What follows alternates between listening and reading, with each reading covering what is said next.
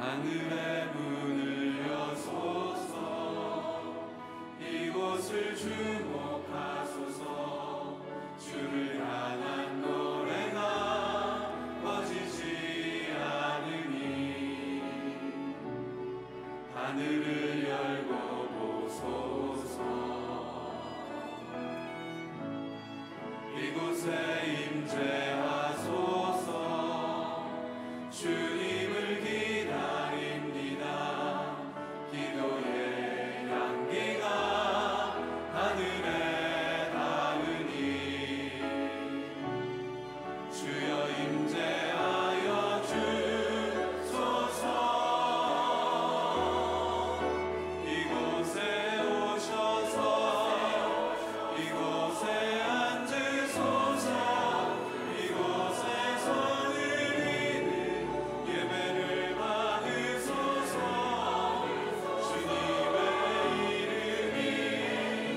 주님의 이름만이 오직 주의 이름만 이곳에 있습니다. 오직 주의 이름만 이곳에 있습니다. 오직 주의 이름만 이곳에 있습니다.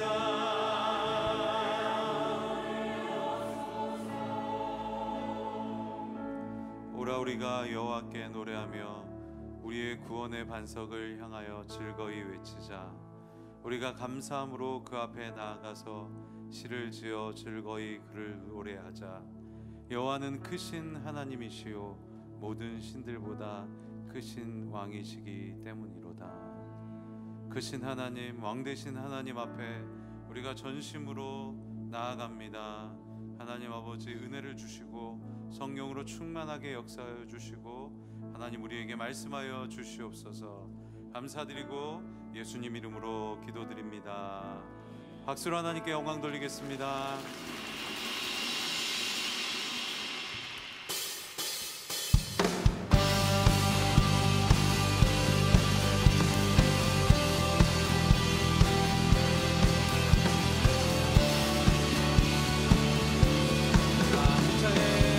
박수 치면서 왕 되신 주께 감사하세. 왕 되신 주께 감사하세. 그 사랑 영원하리라. 모든 것 위에 뛰어나신 그 사랑 영원하리라. 찬양 찬양. 능력의 손과 심판로 그 사랑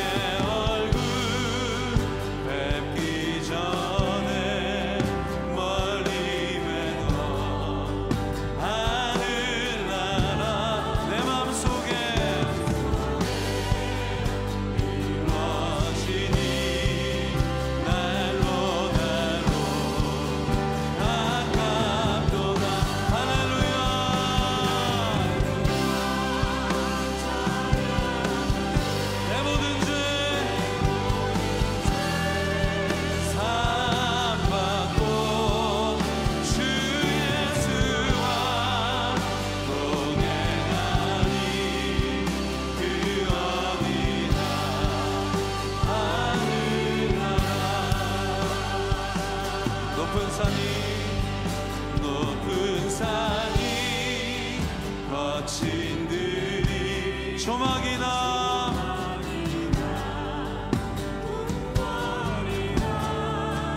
내 주 예수 모신 곳이 그 어디나 하늘 다 함께 할렐루야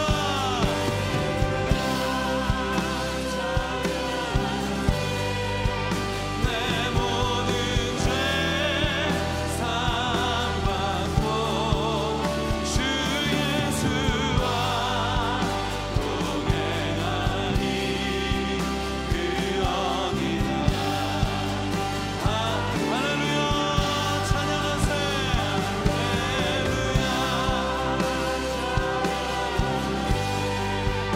내 모든 죄 사함받고 주 예수와 동행하니 그 어디나 하늘나라 내가 주인 삼은 모든 건 내려놓고 주 대신 주 앞에 나가 내가 사랑했던 모든 건 내려놓고 주님만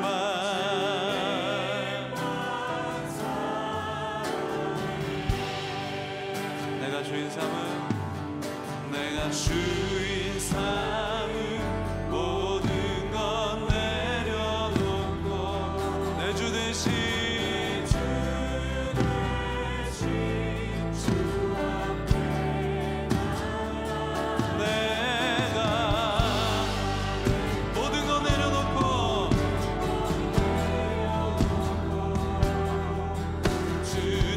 주님만 사랑해 주 사랑 거친 풍랑에 또 깊은 바다처럼 나를 잠잠케 주 사랑 내 영혼의 반석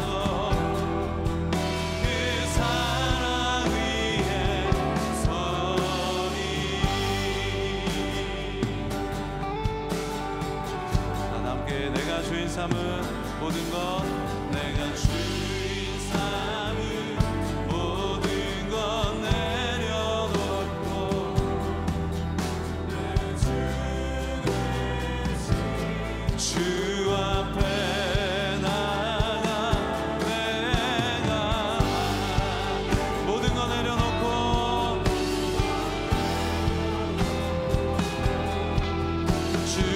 주님만 사랑해 자 함께 주선아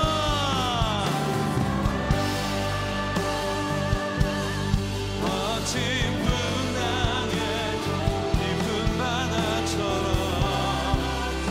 나를 잠잠케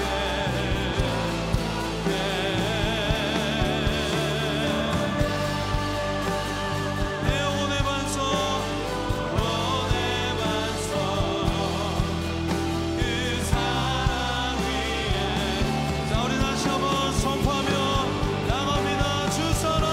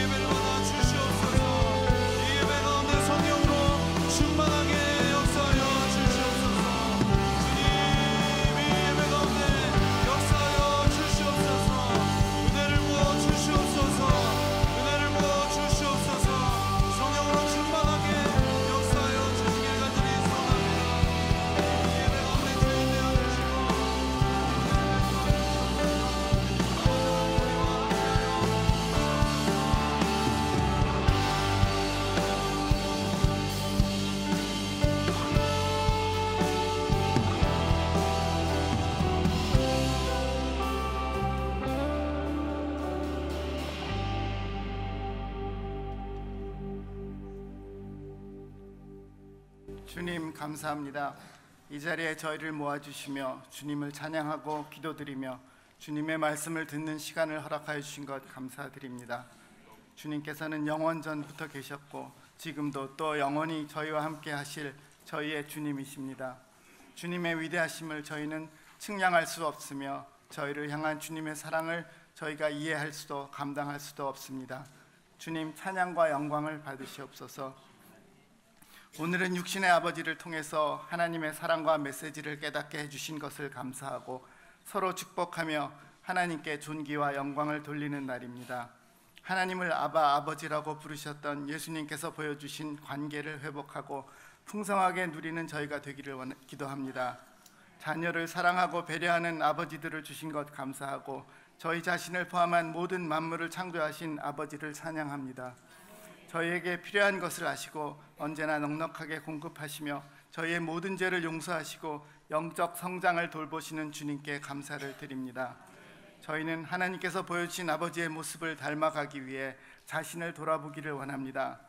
자신의 뜻과 방법으로 죄를 합리화하는 저희들이 되지 않게 하여 주시고 주님의 공평하심과 신실하심을 끝까지 믿고 붙들며 말씀 앞에 자신을 온전히 내려놓고 순종하는 저희들이 되게 하여 주시옵소서. 하나님께서 주신 용기로 그리고 하나님의 방법으로 세상을 이기게 하여 주시옵소서. 예수님 다시 오시는 것을 기다리며 세상의 유혹과 핍박에도 영적 과제의 우선순위를 바꾸지 않는 저희들 되게 하여 주시옵소서. 은혜의 생수가 발목을 적시고 무릎까지 차오르고 그리고 강물이 되기까지 삶에서 거룩함을 구별하여 살고 하나님의 말씀으로 언제든지 변화될 수 있는 저희들이 되게 하여 주시옵소서. 주님 차세대를 위해 기도합니다. 세상에는 저희의 자녀들을 무너지게 하려는 어둠의 세력들이 끊임없이 공격하고 있습니다. 저희가 부모로서 자신이 먼저 깨어나게 하여 주시기를 원하고 하나님을 공경하고 두려워하게 되기를 기도합니다. 자녀들을 영적으로 든든하게 후원할 수 있는 저희들이 되기를 원합니다. 저희의 자녀들과 후손들이 주의 나라가 세워질 때 주님께서 맡기실 일들을 잘 감당할 수 있도록 준비시켜 주시며 부족함이 없는 영적인 지도자들로 세워주시옵소서.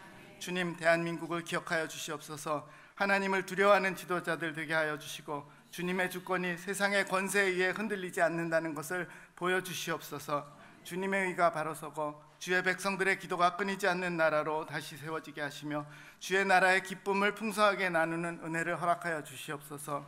주님 저희가 살고 있는 이 미국에서도 저희 주변과 세상을 둘러볼 때 저희에게 답을 찾지 못할 것 같은 질문과 두려움이 있습니다. 세상이 어디로 가고 있는지 의문이 끊이지 않습니다. 과연 이런 세상에서 저희가 할 수 있는 일이 있을까 의심스러울 때도 있습니다. 어떻게 기도하여야 할지도 몰라 그저 주님의 뜻만이 이루어지기를 기도합니다. 이 어지러운 세상 중에 저에게 맡기신 사역을 잘 감당할 수 있도록 한 사람 한 사람에게 지혜와 깨달음을 허락하여 주시옵소서. 주님께서 저에게 보여주신 사랑을 다시 확인하며 그 사랑이 모든 두려움과 의심을 덮는다는 것을 다시 확인하게 하여 주시옵소서. 담대하게 주님의 사랑을 전하며 실천하게 하여 주시옵소서. 주님께서 명령하신 대로 주님과 자신과 이웃을 사랑함으로 주님께서 이 세상의 주인이심을 증거하게 하여 주시옵소서. 저희 모두에게 너그러움과 평화와 기쁨이 넘치게 하시며 이를 이웃과 풍성하게 나누는 저희들 되게 하여 주시옵소서. 주님 저희들 모두 자신과 가정, 이웃, 교회, 나라와 세계를 위해 기도하는 기도의 제목들이 있습니다. 그 기도를 들어 응답하여 주시며 저희가 기도할 때 저희 자신이 먼저 깨어지고 변화되는 기적을 체험하게 하여 주시옵소서. 그 기적을 통해 세상의 모든 것에서 자유로워지게 하시며 세상이 감당할 수 없는 주님의 용사들이 되게 하여 주시옵소서. 세우신 선교사님들께 같이 하여 주시고 그 사역지마다 주님의 은혜가 넘치게 하여 주시옵소서. 권혁빈 목사님께서 주님의 말씀을 전하실 때 성령님께서 온전히 주장하여 주시고 그 말씀이 저희의 심령 깊은 곳에 전달되게 하여 주시옵소서. 주 향한 찬양팀과 예배에 참여하는 저희 모두에게 성령님께서 허락하신 은혜가 풍성하게 하여 주시옵소서. 감사드리며 예수님 이름으로 기도드렸습니다. 아멘.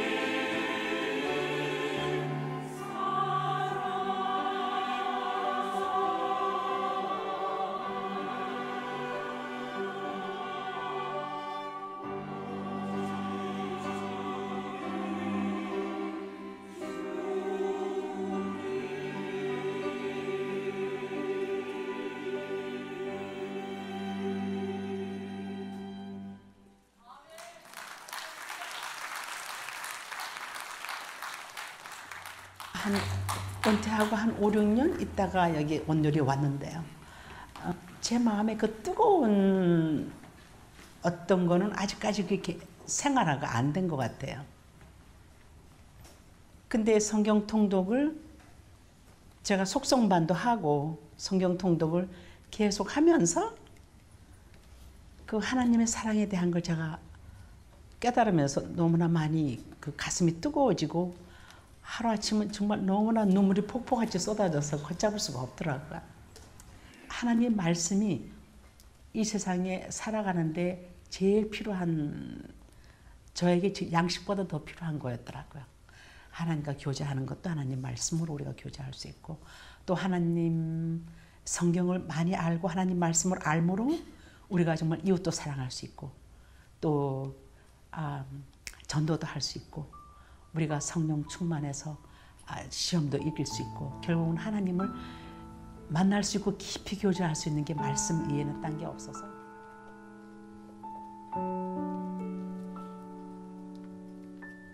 남편의 직장을 잃었을 때, 또 제가 몸이 아플 때, 이럴 때는 항상 기도가 먼저 나오더라고요. 붙잡을 때는 하나님밖에 없으니까. 그러면 항상 적절하게 저희들한테 맞게 필요한 모든 것을 다 공급해 주신 것을 저는 믿어요. 지금까지 지내온 모든 것이 하나님의 은혜라는 걸 저는 그거는 정말 믿고 있었거든요. 아무것도 없이 맨손으로 와서 미국에서 40년 동안 이렇게 몸도 아프면서 여러 가지 가정에서 이렇게 고난도 많았고 했지만 모든 걸 잘 풀어주신 하나님께 저는 너무 그게 은혜라고 생각해요. 정말 후회스러운 게 제가 아이를 끝까지 그 모든 걸 다 희생하더라도 하나님 주일에 교회에 데리고 나가지 못한 거, 교회 안에서 친구들과 이렇게 같이 유대를 만들어주지 못하고 교회에 재미를 못 붙이게 하면서 주일날 정말 운동 경기를 나간다든가 이렇게 여행을 간다든가 이런 것 때문에 주일을 미스한 거.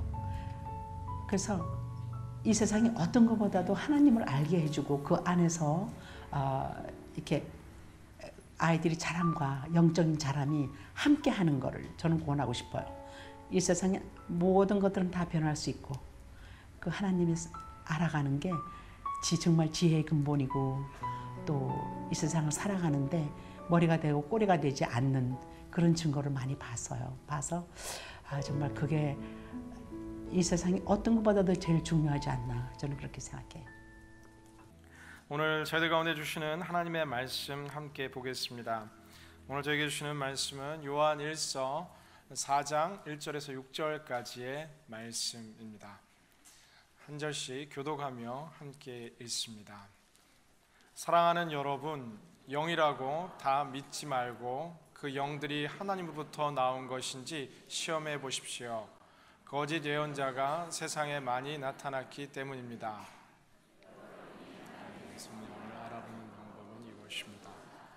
곧 예수 그리스도께서 육체로 오신 것을 시인하는 영은 다 하나님에게서 나온 영입니다.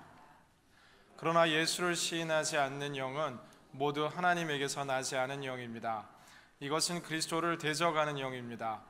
여러분은 그 영이 올 것이라는 말을 들었는데 지금 세상에 이미 와 있습니다.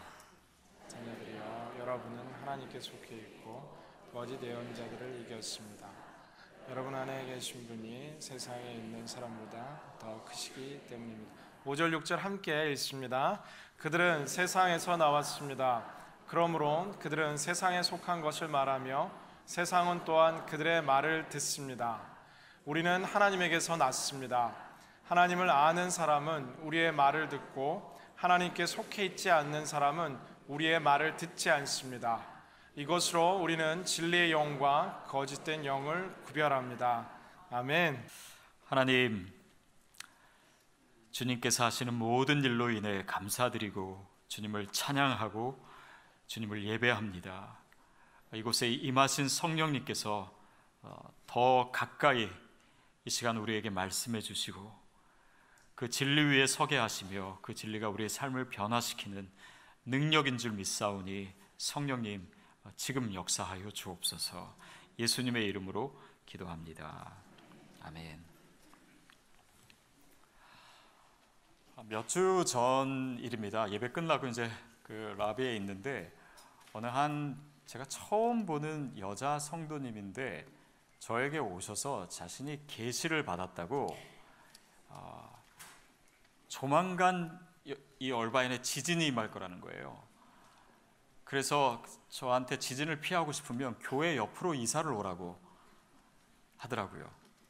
그분이 아마 저뿐만 아니라 다른 여러분한테도 말씀을 하셨을 텐데, 그래서 혹시 이사 오신 분 있으신가요?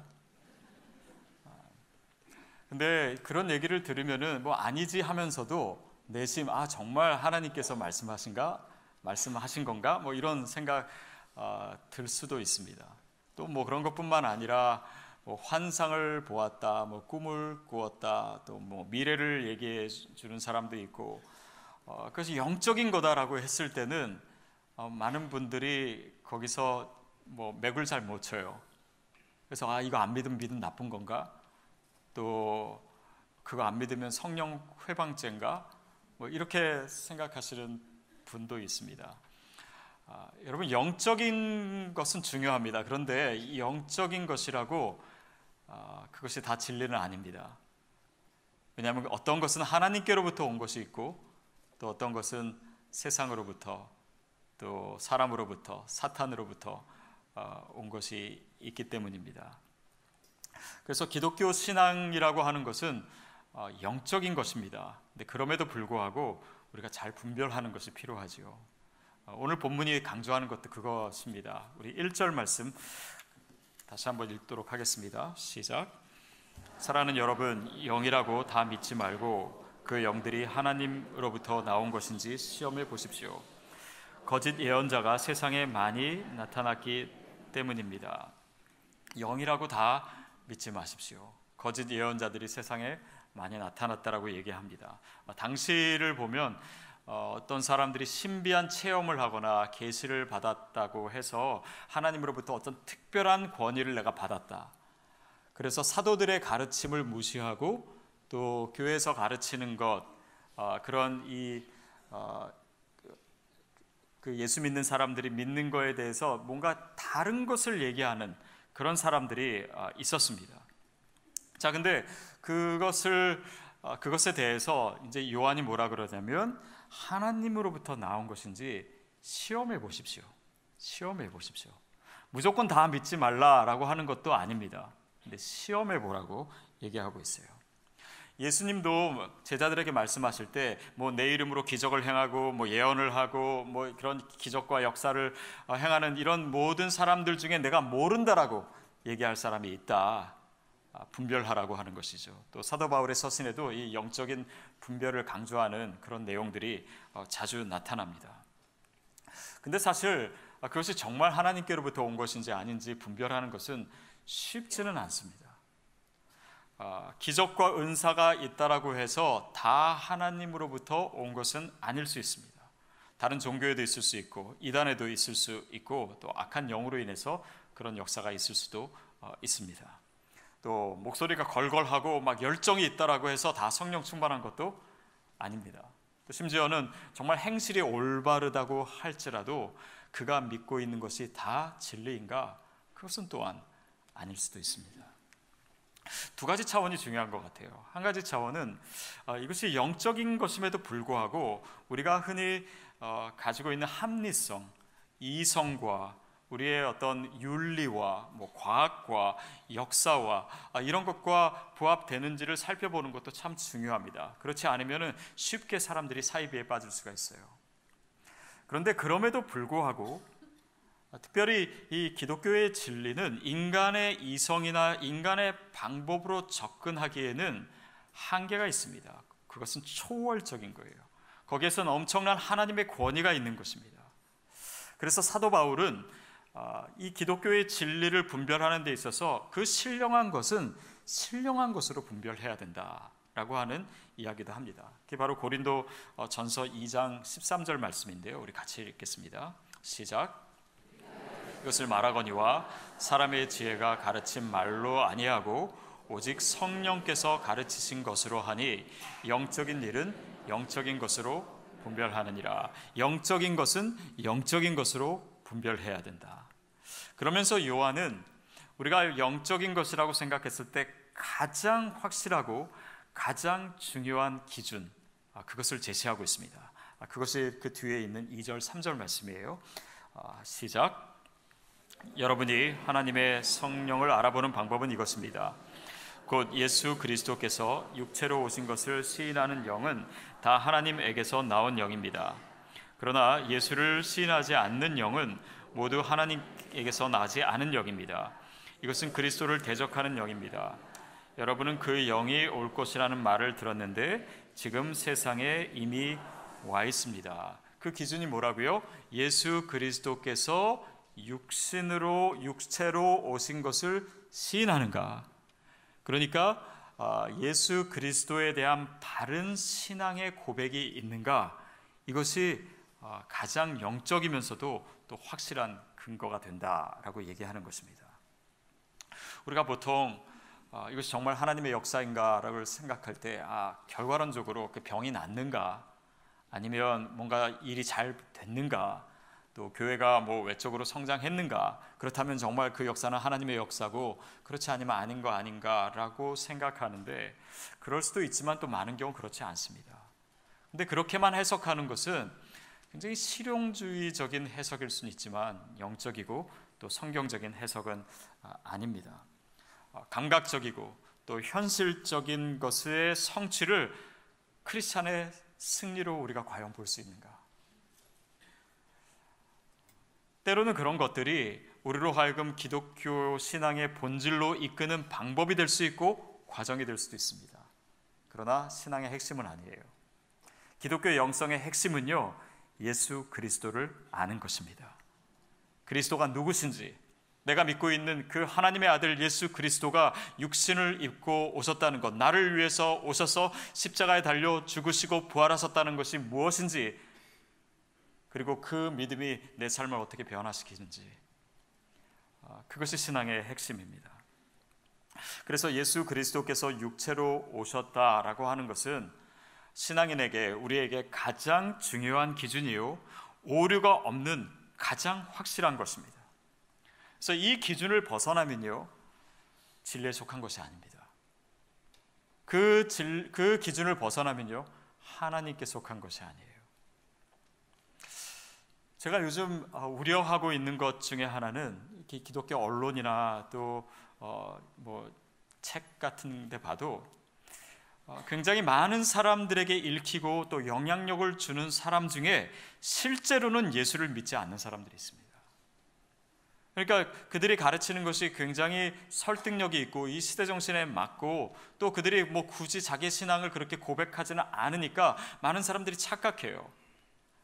그러나 그가 정말 예수를 믿고 있지 않다면, 그가 정말 육신으로 오신 하나님의 아들 예수 그리스도를 믿고 있지 않다면 그들에게 진리를 얻으려고 해서는 안 됩니다. 또한 그렇다면 다른 교리에는 문제가 있어도 그냥 이 성육신 교리, 예수 그리스도가 하나님의 아들이 육신을 입으셨다라고 하는 교리만 믿으면 그러면 다 괜찮은 것인가? 라고 질문할 수도 있어요. 근데 이 질문은 사실은 쉽지 않은 질문입니다. 그렇기도 하고 그렇지 않기도 해요. 그것은 뭐냐면, 성육신만 믿으면 다른 교리들의 이단적인 요소가 있어도 다 괜찮다라고 하는 말이 아닙니다. 그러나 성육신 교리, 하나님의 아들 그리스도가 예수가 되었다, 그러니까 인간의 옷을 입었다라고 하는 것은, 그것은 단지 한켠의 교리가 아니에요. 그것은 우리의 신앙의 삶과 또 이 영성의 핵심과 아주 긴밀하게 연결되어 있습니다. 어쩌면 이 그리스도에 대한 우리의 고백이 그 모든 것을 다 포함하고 있다라고도 얘기할 수 있어요. 그래서 우리는 이 성육신의 교리를 그냥 단순하게만 생각할 것이 아니라 좀 더 심도 있게 살펴봐야 됩니다. 자, 그것은 삼위일체 하나님의 이격이신 성자 예수 그리스도가 우리를 구원하시기 위해서 육신을 입고 이 땅에 오셨다라고 하는 것입니다. 거기에는 그가 하나님이면서도 완전한 사람이라고 하는 이 신성과 인성, 이 두 가지를 우리가 동시에 믿게 되는 고백을 필요로 해요. 그분은 하나님이세요. 그분은 단지 윤리적인 모델이 아닙니다. 그냥 가장 뛰어난 인간이 아닙니다. 인간이 우리가 우러러 봐야 될 가장 윤리적이고 영적인 모델 아니면 스승, 예언자가 아닙니다. 그분은 하나님의 아들이세요. 그분 자신이 하나님이십니다. 그리고 또한 중요한 것은 그분은 100% 또한 인간이세요. 100% 하나님이시면서도 100% 인간이십니다. 근데 많은 사람들이 그것을 그 당시에 또 지금도 믿지 않아요. 그러니까 하나님이 어떻게 인간이 되나? 그냥 그 자신의 어떤 생각이나 아니면 당시의 이원론적인 사고의 틀에 맞춰서 생각하기 때문에 그것을 받아들이기가 쉽지 않은 것입니다. 특별히 1세기 이 후반에 유행했던 거짓 가르침 중에서 가현설이라고 하는 것이 있습니다. 노스티즘이라고 하는 것이에요. 이거는 뭐냐면 그러니까 그렇게 보였다, 가짜인데, 그러니까 그 실제로가 아니라 그렇게 보였다라고 하는 뜻인데요. 뭐냐면 예수님께서 하나님의 아들이 이 땅에 오셔서 십자가에 달려 죽으셨는데 그가 고난을 당하는 것처럼 보인 것이지 실제로 고난을 당하신 건 아니다. 그가 죽으신 것처럼 보였을 뿐이지 실제로 죽지는 않으셨다. 어떻게 하나님의 아들이 고난을 당할 수가 있느냐? 그렇다면 그는 하나님의 아들이 아니고 또 하나님의 아들이라면 결코 고난을 당할 수 없다라고 주장하는 사람들이었어요. 자, 그것이 그냥 그렇게 보인다라고 했을 때는 단지 그것은 교리적인 문제를 넘어서서 우리의 구원과 우리의 속죄의 문제에 다 결부되게 되어 있어요. 그가 실제로 죽으신 것이 아닌데요, 우리가 어떻게 죄 용서를 받을 수 있겠습니까? 그가 실제로 십자가에 달려 죽으신 것이 아닌데 우리가 어떻게 구원받았다라고 얘기할 수 있어요? 그가 죽으신 것이 아닌데 어떻게 부활하실 수가 있습니까? 그렇다면 우리가 그리스도와 함께 죽고 그리스도와 함께 살아난다라고 하는 그 신앙의 실존에 있어서 그것은 다 그냥 연기이고 연극이고 쇼라는 말입니까? 실제로 예수 그리스도는 인간으로 오셔서 하나님 아들인 그분이 십자가에 달려 죽으시고 부활하심으로 우리를 용서하셨고 우리에게 구원을 주셨고 우리도 그와 함께 부활할 줄로 믿습니다. 이것이 우리가 신앙으로 고백하는 것이에요. 자, 보십시오. 이것이 단지 교리적인 뿐만 아니라 삶의 문제로 와서 그런 이원론적인 생각은 예수 그리스도를 믿는 데 있어서 신성이든 인성이든 하나만 믿게 할 뿐만 아니라 어떤 영적인 것과 세속적인 것을 구분한 나머지 전에도 말씀드렸지만은 그냥 우리가 일상적인 삶에서는 우리 육신은 죄를 지어도 괜찮다라고 하는 타협하는 신앙으로 가는 것입니다. 그러니까 예수를 믿는다라고 하는 것은 우리 삶에 있어서 정말 그리스도를 위해서 살고 타협하지 않고 그 진리대로 살아가는 것까지 포함하는데 이것을 나누니까 영적인 것과 육적인 것을 나누니까 우리의 삶도 우리가 믿고 있는 이 진리와 다른 것이 구별되는 것이 될 수밖에 없는 것이죠. 그래서 육체로 오신 것이 아니라면 우리의 삶에서 우리의 현실에서 그 영적인 의미가 또한 사라지는 거예요.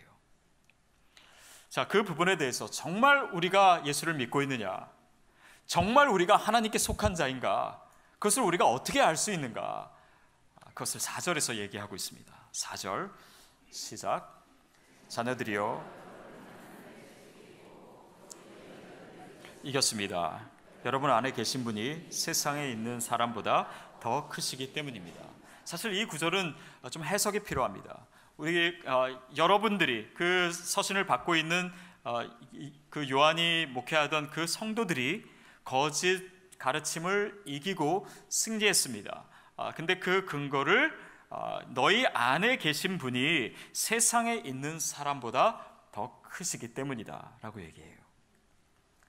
우리 안에 계신 분이, 그 성령님이, 또한 예수님이 세상에 있는 사람보다 더 크다라고 하는 것이 무슨 의미입니까? 그것이 어떻게 우리가 하나님에 속해 있고 우리가 승리했다라고 하는 것의 근거가 될 수 있습니까? 먼저는 우리의 믿음을 한번 생각해 보십시오. 우리가 정말 예수를 믿는다라고 하는 것은요, 세상 사람들이 생각하는 차원을 넘어선 것입니다. 많은 사람들이 그것을 믿지 못하는 이유 중에 하나는요, 그들의 상식, 그들의 논리, 그들의 이성 안에서 신앙을 받아들이려고 하기 때문이에요. 그러나 하나님은 그것보다 훨씬 더 큰 분이십니다. 그러니까 담겨지지가 않는 거예요. 물론 우리가 믿음이 생기면은 그 믿음 위에서 우리의 이성적인 사고와 논리 이런 것들이 우리의 믿음을 더 견고케 합니다. 그러나 예수 그리스도를 향한 믿음 자체가 우리의 이성의 그릇에 담기는 것은 아니에요. 그분은 세상보다 더 크신 분입니다. 세상 사람들의 생각보다, 세상 사람들의 이성보다, 그들의 상식보다 훨씬 더 큰 분이에요. 그래서 정말 우리가 예수 그리스도를 진리로 받아들였는가라고 하는 것은 그분이 이 세상에 있는 사람보다 더 크시다라고 하는 그 근거 위에 서 있는 것이죠. 저와 여러분에게 그 믿음이 있는 줄로 믿습니다. 근데 어떤 분들은 아직도 그것을 받아들이지 못하는 분이 있을 수 있어요. 어쩌면 여러분 가운데도 있을 수 있습니다. 여러분, 만약에 그것을 우리가 받아들이지 못한다면 하나님이 나를 사랑하신다고 하는 진리는 여러분의 것이 아닙니다. 예수 그리스도께서 나를 위해서 죽으셨다라고 하는 것도 여러분 것이 아닙니다. 그분이 나를 구원하셨고 영생을 선물로 주셨다라고 하는 이 진리도 여러분과 상관없는 것입니다. 그러나 여러분, 하나님이 저와 여러분을 사랑하십니다. 예수 그리스도께서 이미 저와 여러분을 위해서 십자가에 달려 죽으셨어요. 그분이 우리에게 구원을 주셨습니다. 영원한 생명을 주셨어요. 그것을 사람의 그릇에 담으려고 하지 마십시오. 그분은 훨씬 더 크신 분이에요. 또한 세상의 사람보다 그분이 더 크시다라고 하는 의미는 세상 사람들이 생각하는 가치보다 크다라고 하는 것입니다. 그분이 또한 그분의 복음이. 여러분 보십시오. 예수 그리스도께서 하늘의 보좌를 버리시고 육신을 입고 이 땅에 오셨습니다. 그게 세상 사람들의 가치에 맞는 일입니까? 그것 자체가 우리의 가치를 벗어난 일이에요. 그분은 일평생 가난하게 사셨습니다. 무력하게 죽으신 거예요. 그들의 눈에 보기에는. 그러나 하나님의 아들이 육신을 입고 이 땅에 오셨다라고 하는 믿음의 고백으로 볼 때 그분은 우리의 구원자이시고 죄와 사망을 이기신 살아계신 하나님의 아들이신 거예요. 그러니까 주님을 믿는 것 자체가요, 세상 사람들이 생각하는 가치를 초월한 것입니다. 그렇다면 정말 우리의 믿음이 그렇습니까? 우리가 정말 그 가치대로 살아갑니까? 많은 사람들이, 특별히 이 시대의 크리스찬들이 주님을 믿는다고 하면서 세상 사람들과 똑같은 가치로 살아가기 때문에 주님을 위해서, 주님을 믿는다고 하고 예수 그리스도의 제자로 산다고 하면서 그 어떤 것도 포기하려고 하지 않습니다. 이것이 더 중요하다면, 이것이 정말 내 생명과 같은 중요한 것이라면 우리 아이들이 자녀 가는 것보다도, 대학 가는 것보다도 그리스도를 믿는 것이 더 중요하고, 내가 돈을 더 많이 버는 것보다도 예수가 더 중요하고, 내가 사회적으로 성공하는 것보다도 예수 그리스도께서 주신 그 생명이 더 중요하고 그것을 전해야 되는 삶이어야 되는데 우리에게 정말 그 가치가 있습니까? 그리스도를 믿는다라고 하는 것, 성육신을 믿는다라고 하는 것은 그 가치를 받아들인 것인 줄 믿습니다. 그것이 예수를 믿는 거예요. 또한 그분이 세상보다, 세상의 사람들보다 더 크다라고 하는 의미에는 크리스찬들이 세상에서 환영받지 못하는 상황에 있을지라도 그 상황을 대면해야 된다라고 하는 의미가 그 상황 속에는 담겨 있습니다. 그리스도의 증인이 된다라는 것, 예수를 믿는다라고 하는 것이요, 당시의 삶 속에서는 목숨을 걸어야 되는 일이었고 많은 손해를 감당하는 헌신과 희생을 필요로 하는 것이었습니다. 근데 거짓 가르치면 어떻습니까? 타협하라고 하고 뭐 육신과 영이 구분되어 있으니까 육신은 뭐 우상숭배를 해도 되고 성적으로 타락해도 되고 우리가 하고 싶은 대로 다 살고 그리고 뭐 경제적으로도 손해를 안 입어도 되고 이런 것을 가르치는 반면에 정말 그리스도께서 육신으로 오신 것을 믿는 사람은요, 그런 이원론적인 신앙의 삶을 살 수가 없는 거예요. 그러니까 고난을 당한 것입니다. 그러니까 희생을 치른 거예요. 여러분, 성경 어디에 예수를 믿으면은 모든 것이 다 잘 되고 승승장구한다고 나와 있습니까? 오히려 우리가 예수를 믿으면 우리가 그리스도 안에서 경건하게 살고자 하면 모두가 핍박을 받는다라고 얘기하지 않습니까? 그게 어디예요? 디모데후서 3장 12절 우리 같이 한번 읽어보겠습니다. 시작. 그리스도 예수 안에서 경건한 삶을 살고자 하는 사람들은 모두 핍박을 당할 것이다. 모두입니다. 모두. 그냥 재수가 없는 사람만 핍박당하는 거 아니에요. 여러분, 어쩌면 우리의 삶에 문제가 없고 모든 것이 잘 되는 이유를 잘 보면요, 거기에는 정말 우리가 경건하게 살고자 하지 않았기 때문일 수 있습니다. 더욱이 이 시대는 그래요. 기독교가 초대교회 시대와 같이 사회의 주변부로 밀려나는 상황 가운데 우리가 살고 있습니다. 이럴 때는요, 진짜 믿음을 갖지 않으면, 진짜 예수를 믿지 않으면은 우리의 믿음을 포기할 수밖에 없습니다. 우리가 스스로 착각하는 거예요. 여러분, 기독교 역사상 초대교회 이후에 처음으로 기독교가 사회의 중심에 없는 시대입니다.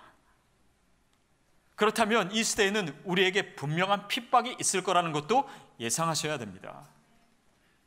그런데 이런 믿음으로 그냥 편안하게만 살고 고난을 피하고 자녀들에게도 그런 믿음 가르치고, 그래서 어떻게 정말 내 안에 그리스도의 생명이 있다고 얘기할 수 있으며 내가 어떻게 정말 육체로 오신 예수 그리스도를 믿고 있다라고 스스로 내가 하나님께 속한 사람이라고 말할 수 있겠습니까? 여러분, 오늘 우리에게 주어지는 이 신앙의 진리를 가볍게 받아들이지 마십시오. 이것이 저와 여러분을 향한, 이 시대를 향한 진리입니다.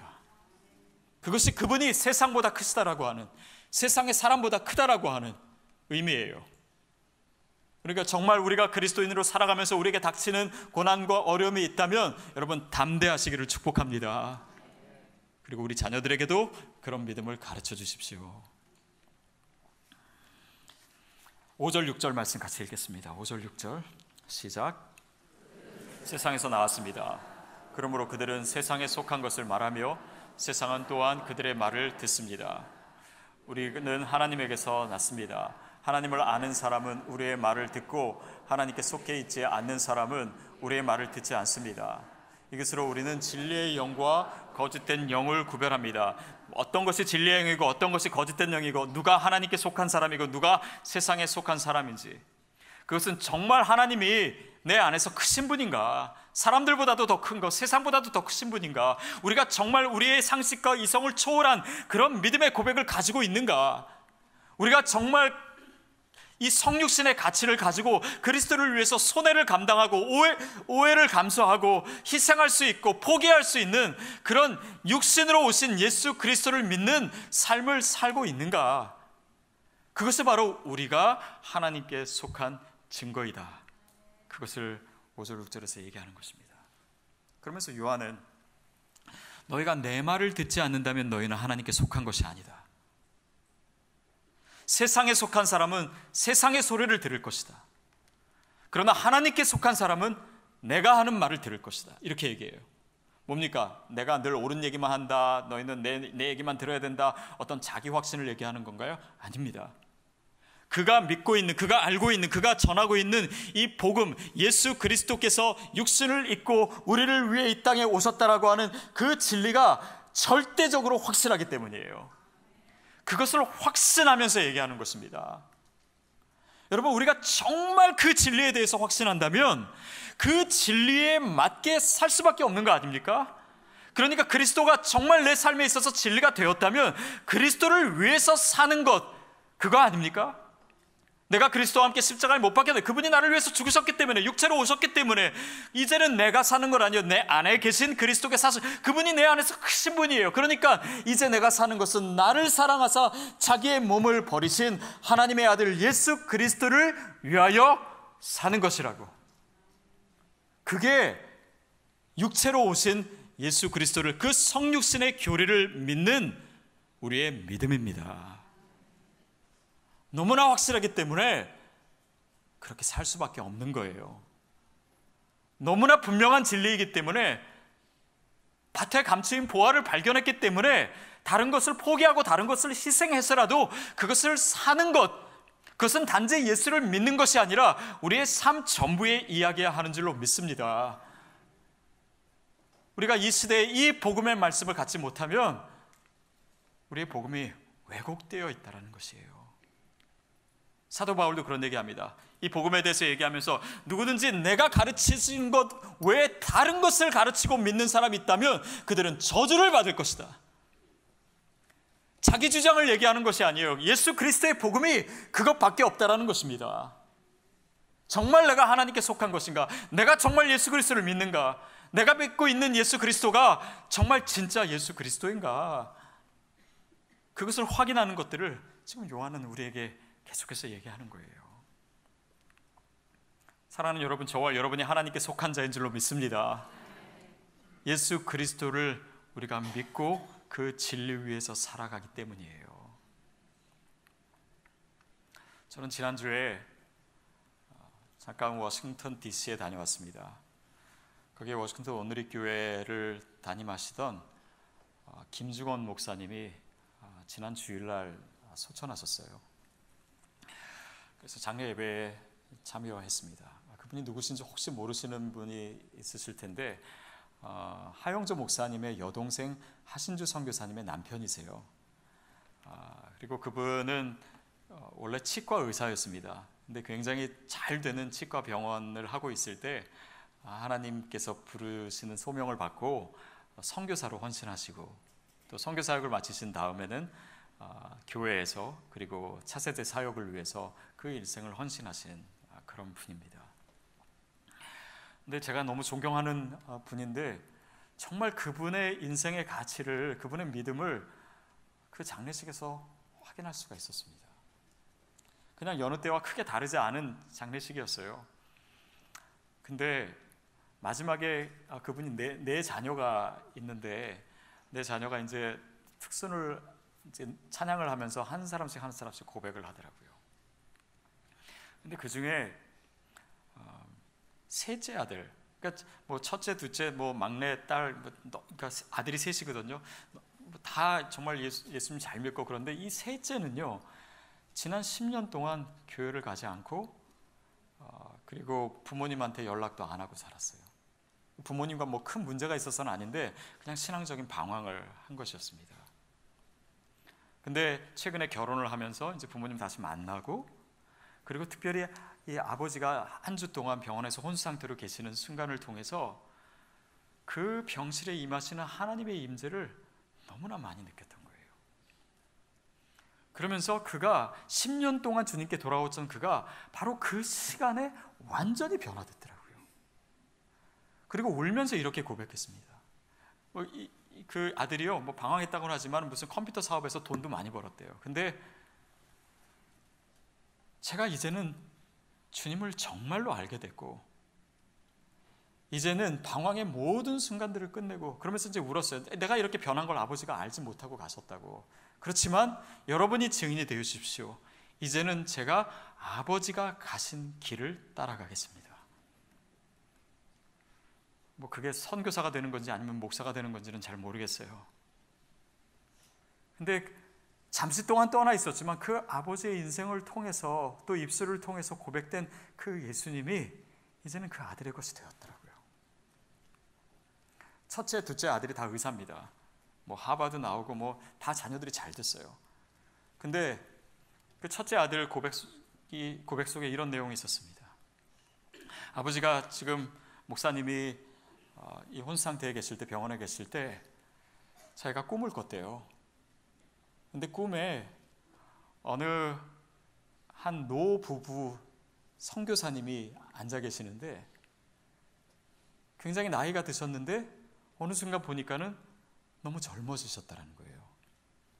그래서 그 꿈을 해석하면서 이거는 우리 아버지를 살려주시겠다는 거구나, 젊게 회복시켜 주시겠다는 거구나, 처음에는 그렇게 알았대요. 근데 아버지가 돌아가시고 목사님이 돌아가시고 나서 그것이 무슨 의미인지를 진정으로 알게 됐다는 거예요. 왜냐하면 목사님이 돌아가시면 제일 걱정되는 것이 늘 같이 사역하셨던 어머니, 이제는 아버지 없이 혼자 사역하게 되시고 또 나이도 이제 들어가시는데 어떻게 하나, 그것이 너무나 걱정됐는데, 이제는 아버지와의 동역이 아니라 저희 네 남매와 또 3명의 며느리와 7명 이 젊은 선교사들과 같이 동역하는 것이라는 것을 자기 깨닫고 이 자녀들이 다 선교사로 헌신한 거예요. 여러분, 김중원 목사님의 삶과 또 그 헌신의 이야기를 들으면요, 사실은 굉장히 단순합니다. 예수님을 알게 됐고 예수님을 위해서 사신 거예요. 그러니까 그 진리를 자녀들이 같이 갖게 된 것입니다.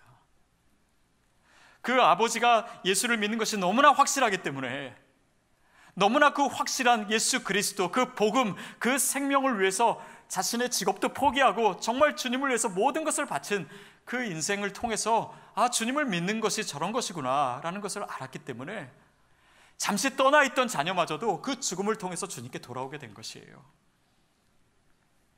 정말 주님을 위해서 산다는 것이 어떤 것보다도 귀한 가치라고 하는 것을 그 인생의 메시지를 통해서 보았기 때문에 그 자녀들도 그렇게 살 수밖에 없는 것입니다.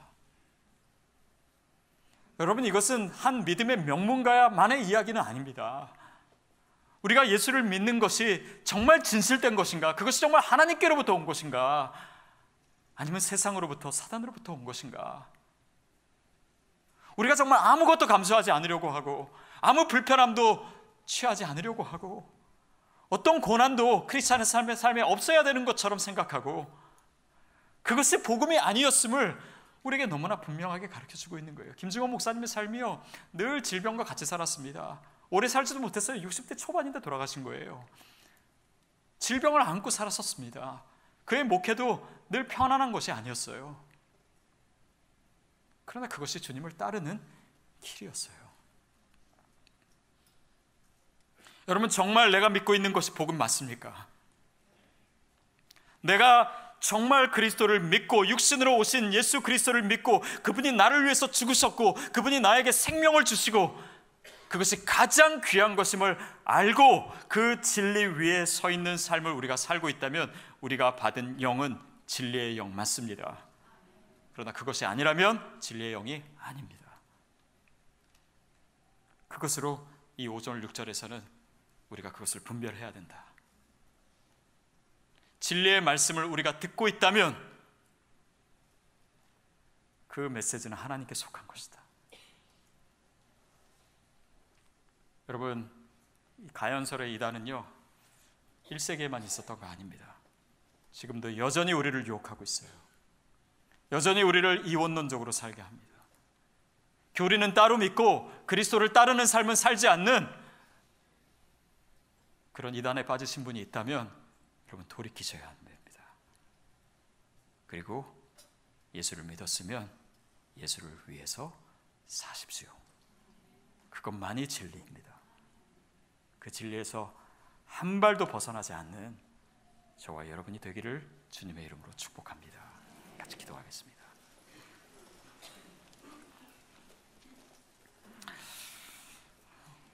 여러분, 이 시간 기도하실 때 하나님, 내가 그 진리 위에 서 있기를 원합니다. 그리스도께서 나를 위해서 육신을 입고 이 땅에 오신 것을 믿습니다. 그것이 나를 위한 속죄요, 나를 위한 구원의 역사인 줄 믿습니다. 그렇다면 그 생명을 주신 그분을 위해서 살게 해 주시옵소서. 다른 것과 바꾸지 않게 해 주시옵소서.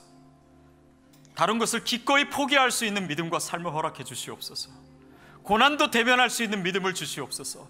이 시대를 이겨낼 수 있는 그런 복음, 진정한 생명을 소유케 해달라고 이 시간 함께 통성으로 기도하겠습니다. 살아계신 하나님 아버지, 우리가 진정으로 예수 믿기를 원합니다. 헛된 가르침, 거짓된 가르침, 이원론적인 가연설에 빠지는 것이 아니라 정말 주님을 믿고 주님을 따라가는 그런 믿음의 삶이 되기를 원합니다. 성령님, 이 시간 임하여 주시옵소서. 주님, 내 안에 계셔서 더 크신 분이기에, 세상보다 크신 분이기에, 세상의 사람보다 더 위대하시고 크신 분이기에, 오 하나님, 내가 주님을 믿습니다. 내가 주님을 위해서 살겠습니다. 내가 감당해야 될 고난이 있으면 감당하겠습니다. 포기해야 될 것이 있으면 포기하겠습니다. 하나님, 그 믿음을 드러내며 내 삶으로 그 복음을 증거하는 예수 그리스도를 위해서 살아가는 하나님의 사람이 되기를 원합니다. 성령님, 그 확신을 주시옵소서. 성령님, 그 믿음 위에 서 있게 하여 주시옵소서. 그런 교회 되게 하여 주시옵소서. 이 시대에 그런 놀라운 주님의 복음이 다시 한번 부흥되게 하여 주시옵시고, 그 살아있는 믿음으로 살아가는 우리 모두가 되게 하여 주시옵소서. 성령님, 우리 각 사람에게 역사하여 주시옵시고, 기름 부어 주시옵시고, 우리를 불러 주시옵시고, 그 부르심에 합당한 삶을 사도록 주님, 주의 말씀으로, 주의 성령으로 역사하여 주시옵소서. 하나님, 고백합니다. 그리고 회개합니다. 우리가 주님을 믿는다고 하지만 그 진리대로 살지 않았습니다. 진정한 믿음이 아니었습니다. 믿음이라고 착각하고 있었습니다. 그러나 오늘 우리의 전심으로, 우리의 인생으로 고백하기를 원하는 것은 하나님의 아들 예수 그리스도께서 육신을 입고 나를 위하여 죽으셨음을 믿습니다. 내가 그리스도와 함께 죽고 그와 함께 살아남으로 그 새 생명을 가지고 예수 그리스도를 위해서 살겠습니다. 그 아름다운 믿음의 고백이 우리 삶에 있게 하여 주시옵소서. 예수님의 이름으로 기도하옵나이다. 아멘. 함께 일어나셔서 봉헌 찬양 올려드리겠습니다.